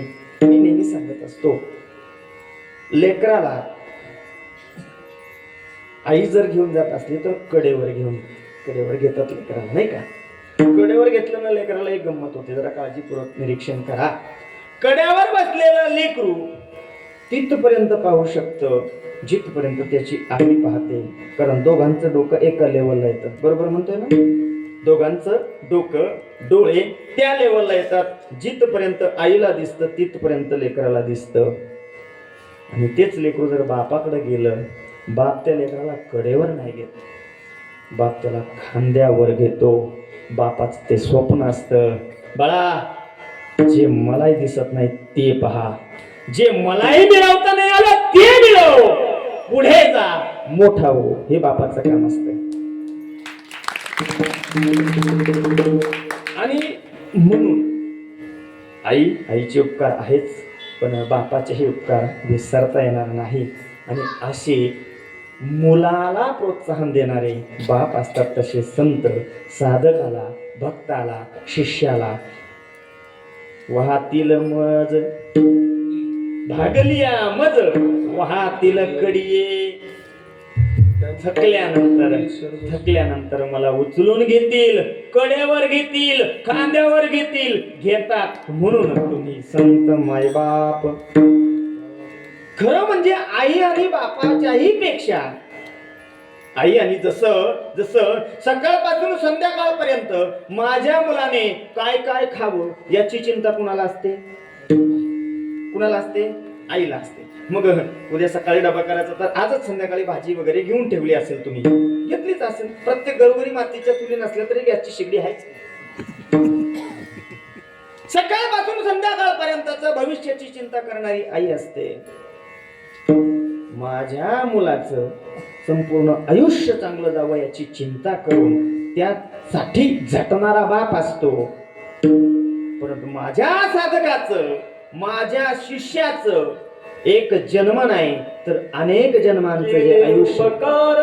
सांगू संतांनी केलेले उपकार आहे. काय सांगू संतांच्या उपकाराबद्दल?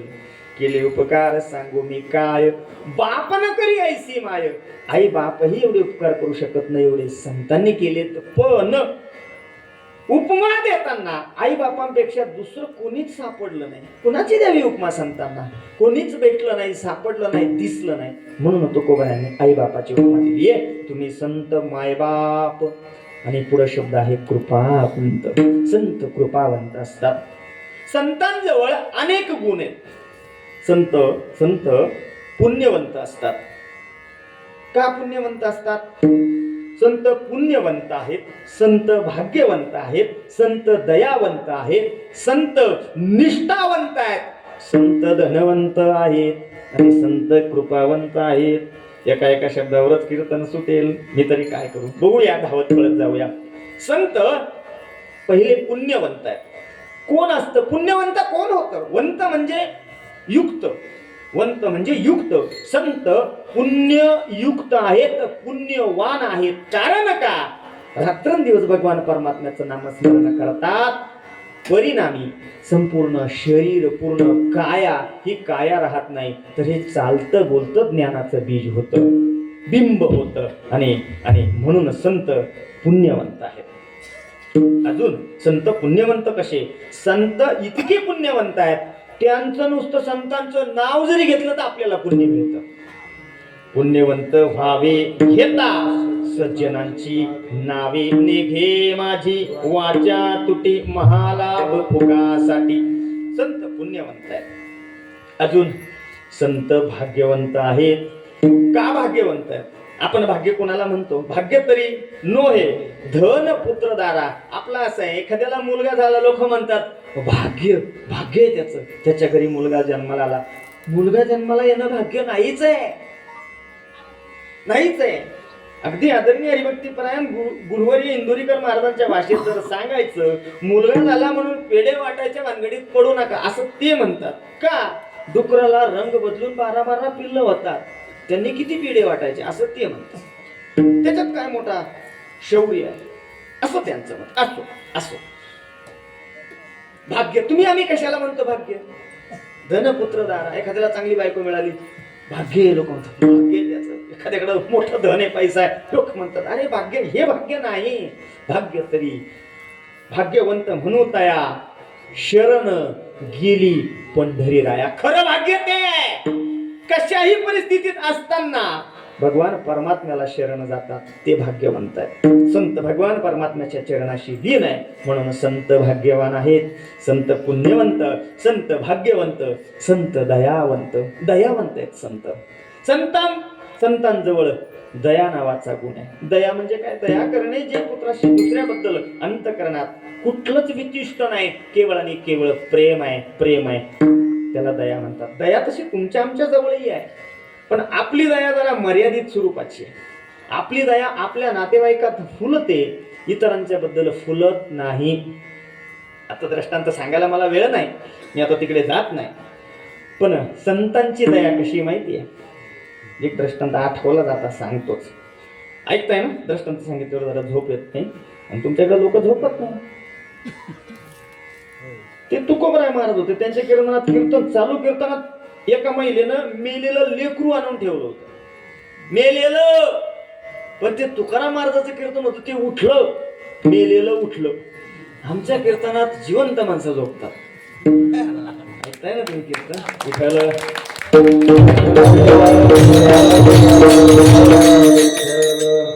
एक सुखी परिवार, 2 सख्या भावांचा एकच घर, दोघांचं लग्न झालं, दोघांनाही 2 मुलं झाली. दोन्ही मुलं अंगणात खेळत होते. जो मोठा होता तो सहज कुठे शेतात गेलेला होता. तिकडून येता येता त्याला एक ऊसाचं ट्रॅक्टर दिसलं. बा भारी ऊस होता दाजी.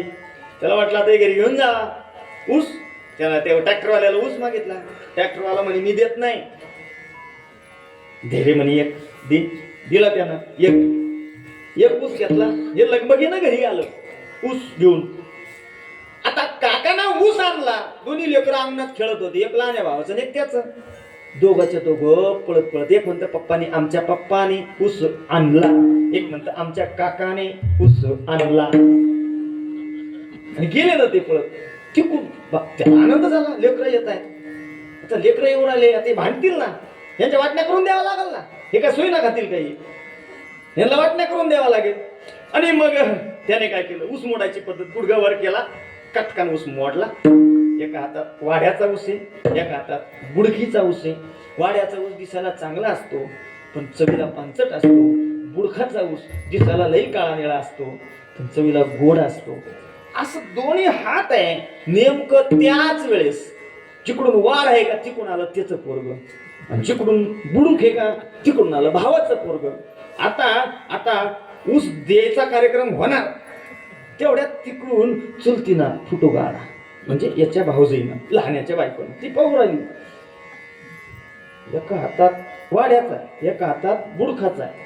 आता लेकर जवळ आले, यांना शाळा केली ना, यांना असं केलं. कळलं तुम्हाला काय झालं? असं केल्याबरोबर वाड्याच्या साईडला आलं भावाचं पोरग, बुडखाच्या साईडला आलं याचं पोरग. यानं ऊस देऊन टाकलं. याला वाटलं बरं झालं, पण ही आडी पडलेली तिकून पाहिली ना तिनं. पाहता काय लगेच दुसऱ्या दिवशी वाहिली निघाली. बा मला काय सांगायचंय, दया, संतांची दया. दया करणे जे पुत्रासी तेची दास आणि दासी. संत दया करतात, जेवढं प्रेम पुत्रावर करतात, जेवढं प्रेम मुलीवर करतात, मुलावर करतात, तेवढंच प्रेम दास आणि दासीवर करतात. दयेच्या बाबतीत संत कधीच भेदभाव करत नाही. संत पुण्यवंत आहे, संत भाग्यवंत आहे, संत दयावंत आहे. तीच भाग्यवंते, संतच भाग्यवंत आहे, संतच दयावंत आहे. अजून संतांजवळ अजून एक गुण आहे, संत धनवंत आहेत, धनवंत सर डोंट टॉक. संत धनवंत आहे. धनवंत म्हणजे संतांजवळ पैसा आहे. सोप्या भाषेत संतांजवळ पैसा आहे. तुकोबराय महाराजांची जर प्रमाण पाहिली तर आम्ही सदैव सुडके जवळ येतात चोर धाके जाऊ पुढती भिके कुतरी घरे राखीती, हे तुकोबरायांचे प्रमाण आहे. नामदेवराय महाराजांनी असं एक दृष्टांत नामदेवराय महाराजांचा. एकदा व्यापार करायला गेले आणि कुठेच धंदा झाला नाही म्हणून ते शिवलेले कपडे डोंगरावर जे दगड होते त्या दगडाला घालून आले. घरी विचारलं अरे पैसा कुठं आहे, पैसा कुठं आहे. पुढं काय झालं ते सोडून द्या. मला मुद्दा इतकाच, सर्व संतांची वरवरची परिस्थिती अतिशय गरिबीची दिसती आणि संत धनवंत कसे तर ऐका. लौकिक आणि अलौकिक दोन्ही पद्धतीनं सांगेल. लौकिक पद्धतीनं नंतर सांगेल. एकदा अलौकिक श्रीमंती सांगेल संतांची. पहिली श्रीमंती मी आधीच प्रमाण घेऊन गेलो, बोलून गेलो. जयाची द्वारी सोन्याचा पिंपळ. जगात पाहिला का कुठे सोन्याचा पिंपळ? आमच्या माऊलींच्या दारात आहे सोन्याचा पिंपळ. माऊलींच्या दारात आहे. संत श्रीमंत आहे. तुकोबराय महाराजांना विचारलं का हो महाराज तुम्ही श्रीमंत का गरीब? तुम्ही म्हणता आम्ही सदैव सुडके. तुकाराम महाराज सुद्धा सांगतात की आम्ही कसे धनवान आहोत. परमार्थ महाधन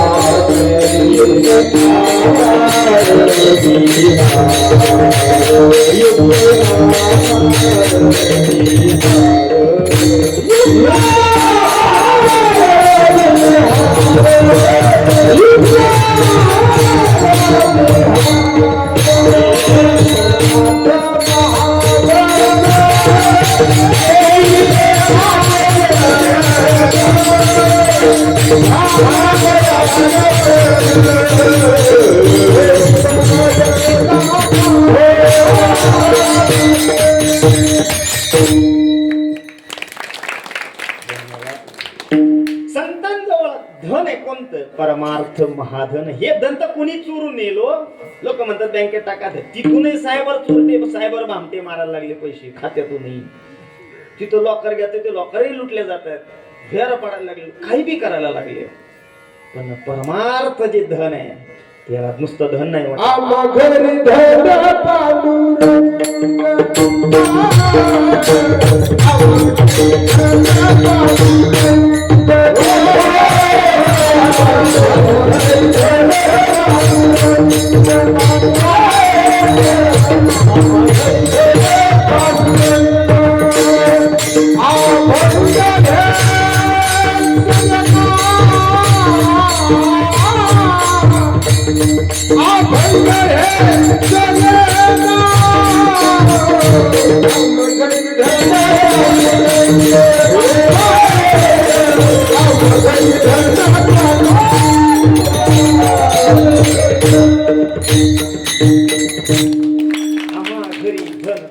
संतांच्या घरी कोणतं? पांडुरंग हेच धन आहे. भगवान परमात्मा जगातलं सर्वात मोठं धन आहे.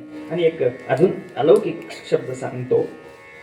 संत कधीही कोणाचं मन दुखवत नाहीत. अर्थात ज्यांच्या मुखात नियमित सरस्वती असते. लोक लक्ष्मीच्या मागे धावतात हो, पण सरस्वतीच त्यांच्या जवळ नाही. लक्ष्मीच्या मागे धावूच नका. तोंडावर सरस्वती ठेवा. लक्ष्मी आल्याशिवाय राहणार नाही. विठ्ठल.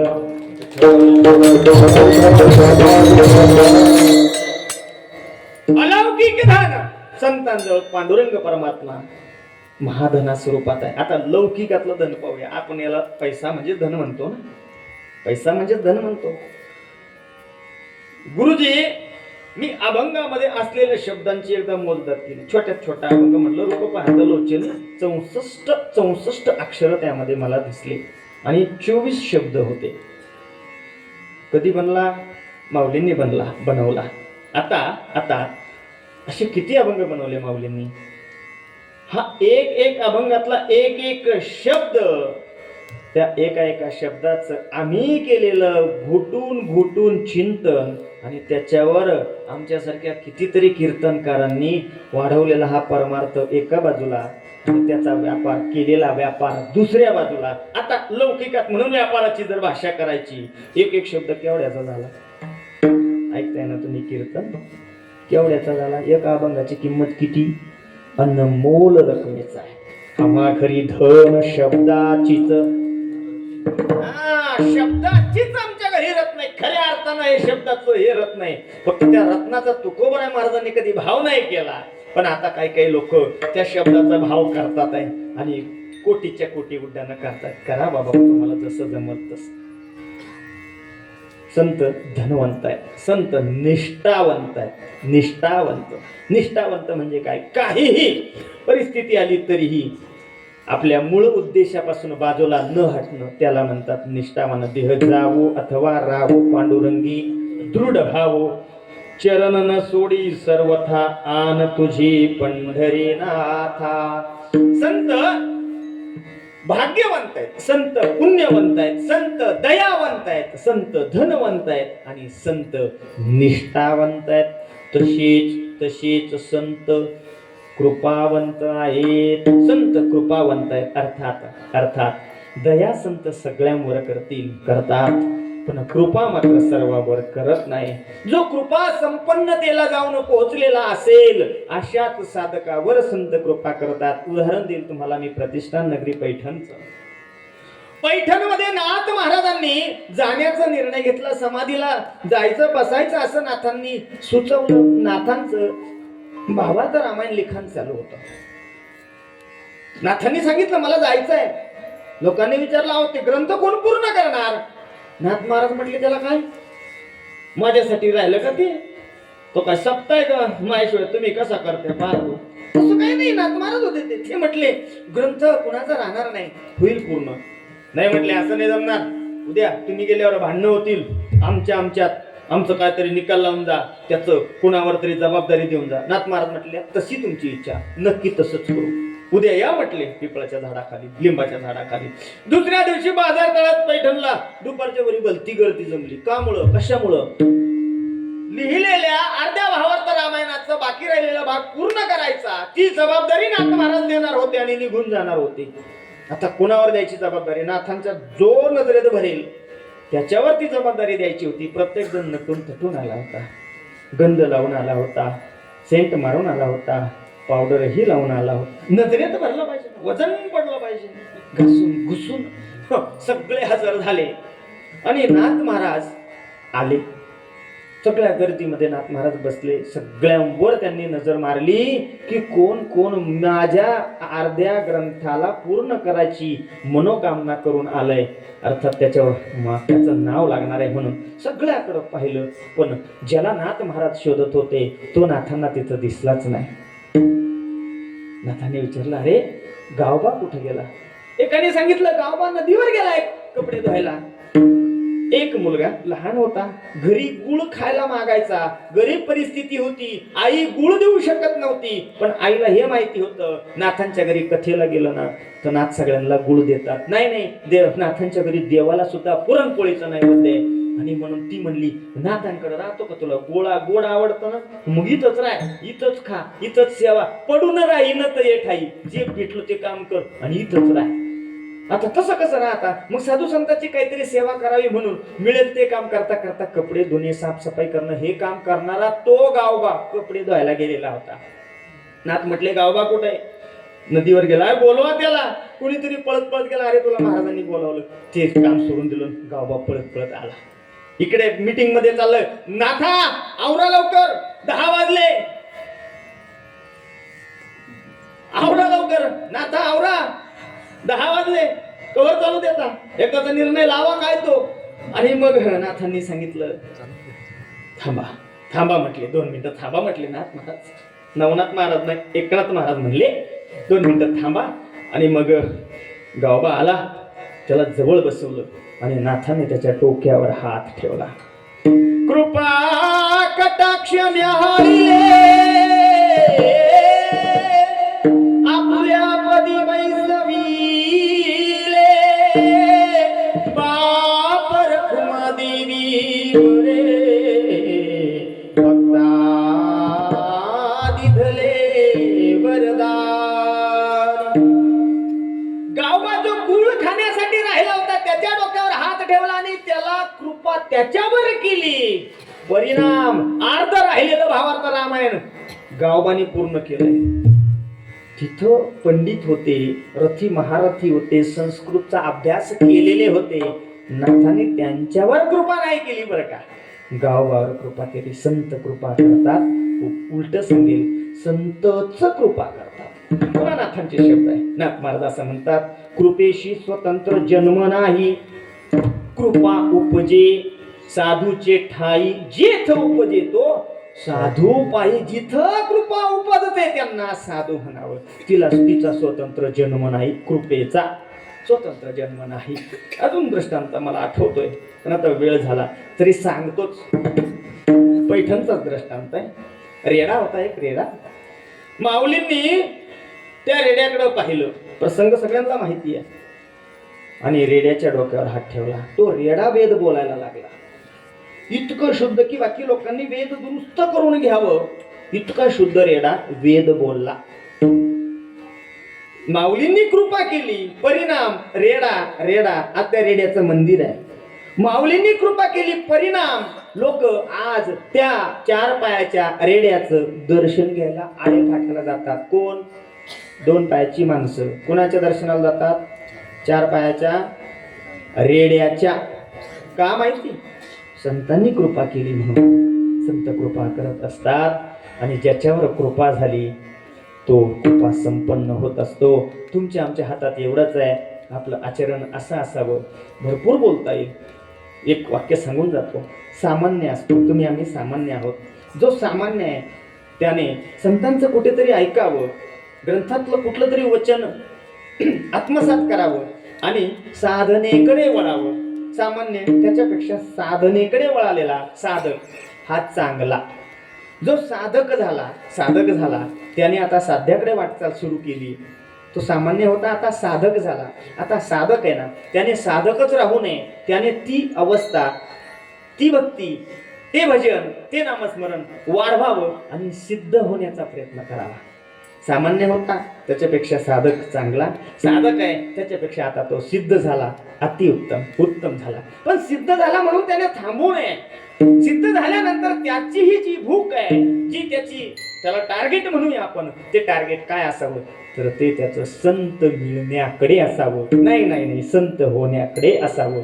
ते प्रत्येकाने प्रयत्न करावा. तुम्ही संत मायबाप कृपावंत कायमी पतित कीर्तिवान अवतार तुम्हा धराया कारण उधराया जन जड जीवा विठोबा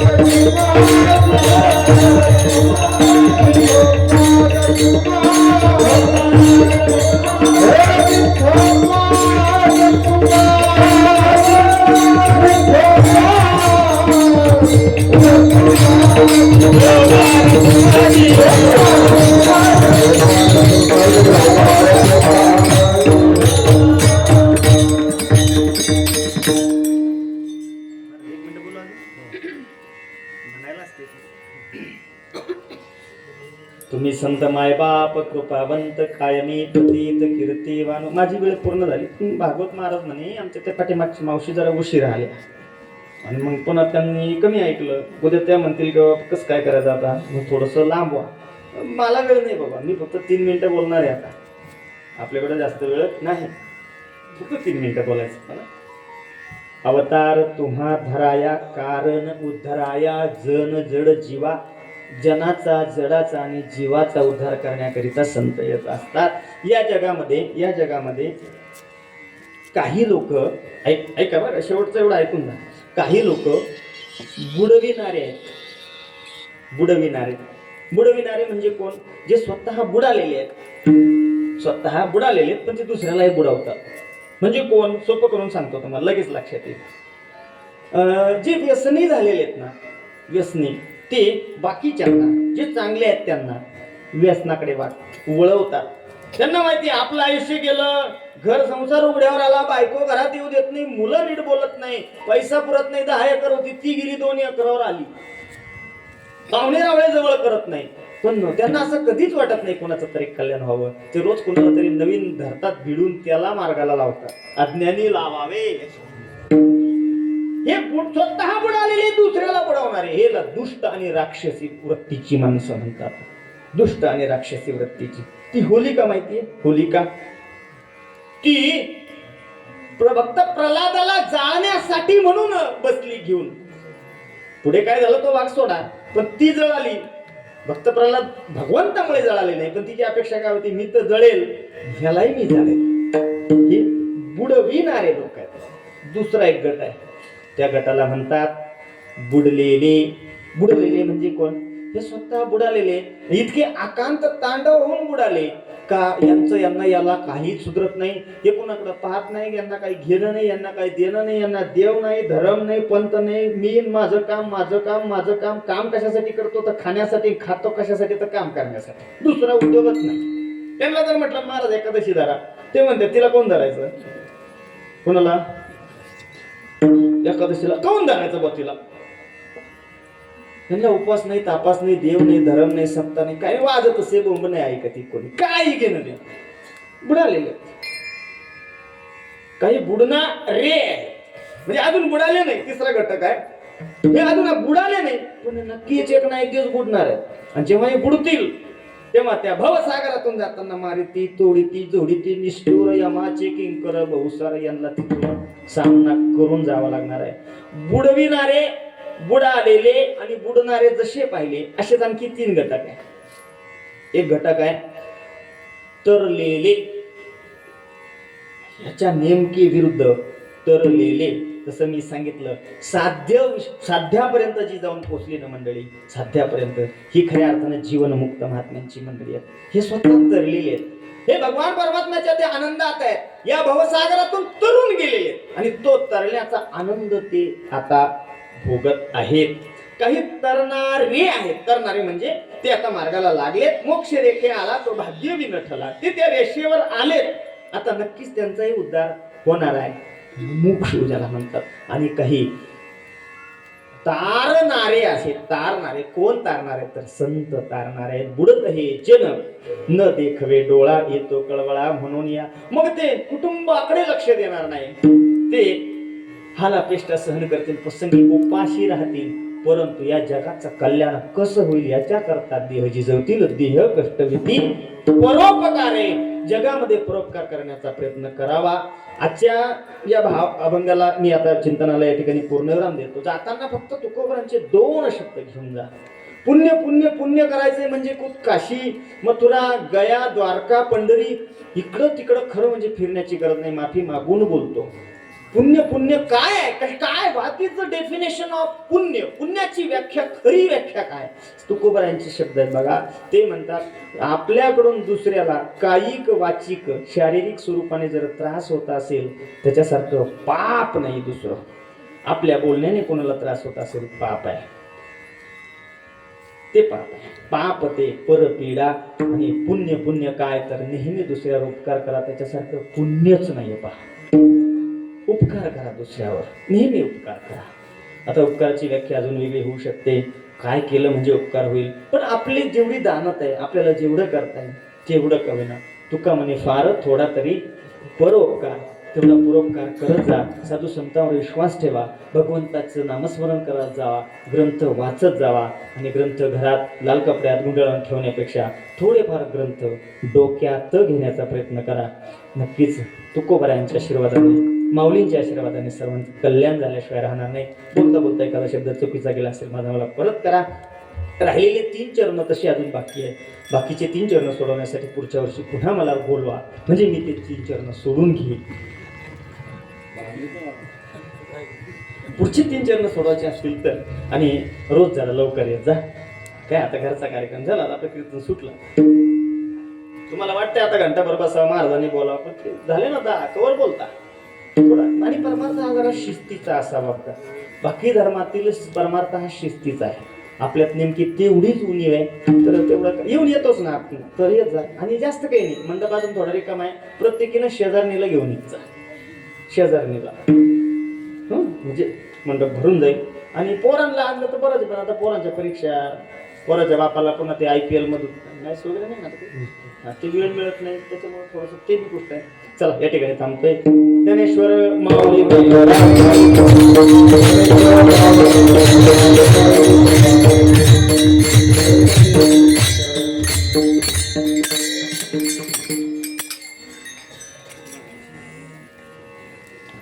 उठू नका कोणी. 2 मिनिट सूचना झाल्यानंतरच आपण सर्वांनी आपली जागा सोडायची.